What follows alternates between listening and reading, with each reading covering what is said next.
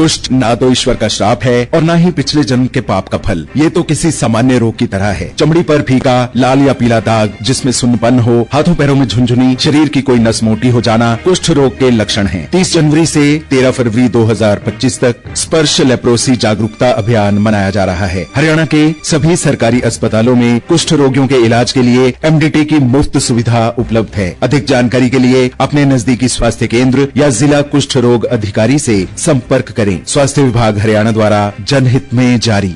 नमस्कार, ये आकाशवाणी चंडीगढ़ है। अब आप रतिका से प्रादेशिक समाचार सुनिए। प्रधानमंत्री नरेंद्र मोदी ने कहा है कि दिल्ली विधानसभा चुनाव का परिणाम इस बात का प्रतीक है कि देश भारतीय जनता पार्टी की डबल इंजन सरकार पर भरोसा करता है। प्रधानमंत्री ने कहा कि दिल्ली मात्र एक शहर नहीं बल्कि ये एक लघु भारत है जो एक भारत श्रेष्ठ भारत की धारणा के अनुरूप है। प्रधानमंत्री ने इस बात पर संतोष व्यक्त किया कि समाज के हर वर्ग ने बड़ी संख्या में बीजेपी को वोट दिया। श्री मोदी ने कहा, 21वीं सदी में पैदा हुए साथी अब पहली बार दिल्ली में भाजपा का सुशासन देखेंगे। नतीजे दिखाते हैं कि भाजपा की डबल इंजन सरकार के लिए देश में कितना भरोसा है। उन्होंने कहा कि दिल्ली की महिला मतदाता बीजेपी की ढाल बन गई हैं। श्री मोदी ने कहा, हमने हर राज्य में नारी शक्ति से किए हर वादे को पूरा किया। आज करोड़ों माताओं बहनों को हमारी योजनाओं का लाभ मिल रहा है। मैं दिल्ली की मातृशक्ति से भी कहता हूँ, चुनाव में उनसे किया वादा जरूर पूरा किया जाएगा। प्रधानमंत्री ने कहा कि भ्रष्टाचार की खिलाफत का नारा देने वाली आम आदमी पार्टी को भ्रष्टाचार के कारण ही लोगों ने नकार दिया है। लोकसभा अध्यक्ष ओम बिरला ने लोगों विशेषकर युवाओं से शक्ति और प्रेरणा के लिए पुस्तकों की तरफ रुख करने का आह्वान किया है। नई दिल्ली विश्व पुस्तक मेले में 2 पुस्तकों का विमोचन करते हुए श्री बिरला ने कहा कि किताबें व्यक्तिगत और सामाजिक विकास दोनों में सच्ची मार्गदर्शक शक्ति हैं।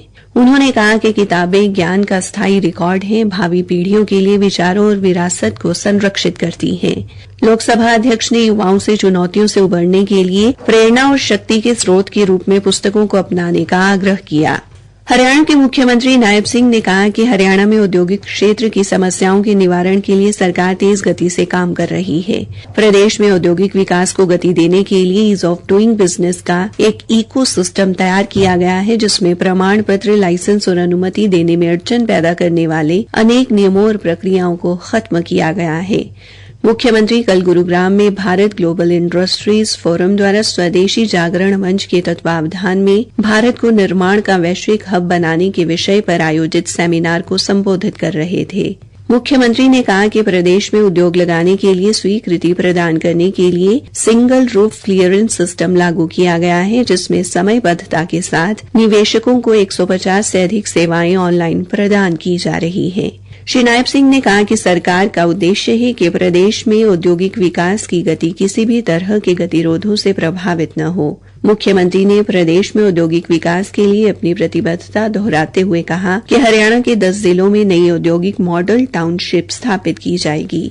उन्होंने कहा कि हरियाणा में सड़क परियोजनाओं के विस्तार से आज विभिन्न क्षेत्रों के निवेशक निरंतर सरकार के संपर्क में हैं। सेमिनार में सहकारिता मंत्री डॉक्टर अरविंद शर्मा ने कहा कि प्रधानमंत्री नरेंद्र मोदी ने भारत को वर्ष 2047 तक विकसित भारत का जो संकल्प लिया है, उसे पूरा करने के लिए भारत ग्लोबल इंडस्ट्रीज फोरम को सेतु की भूमिका निभानी होगी। हरियाणा के राज्यपाल बंडारू दत्तात्रेय ने कहा कि किसानों को खेजड़ी के पेड़ के महत्व बारे जागरूक करना होगा। इसके लिए वन विभाग के साथ साथ कृषि विश्वविद्यालय को भी अहम भूमिका निभानी होगी। राज्यपाल कल हिसार के चौधरी चरण सिंह हरियाणा कृषि विश्वविद्यालय में एक बैठक में खेजड़ी यानी जांटी पेड़ की खेती को लेकर चर्चा कर रहे थे। राज्यपाल ने कहा कि खेजड़ी के गुणों के बारे में हर किसी को पता होना चाहिए। इसी के साथ ये समाचार बुलेटिन समाप्त हुआ।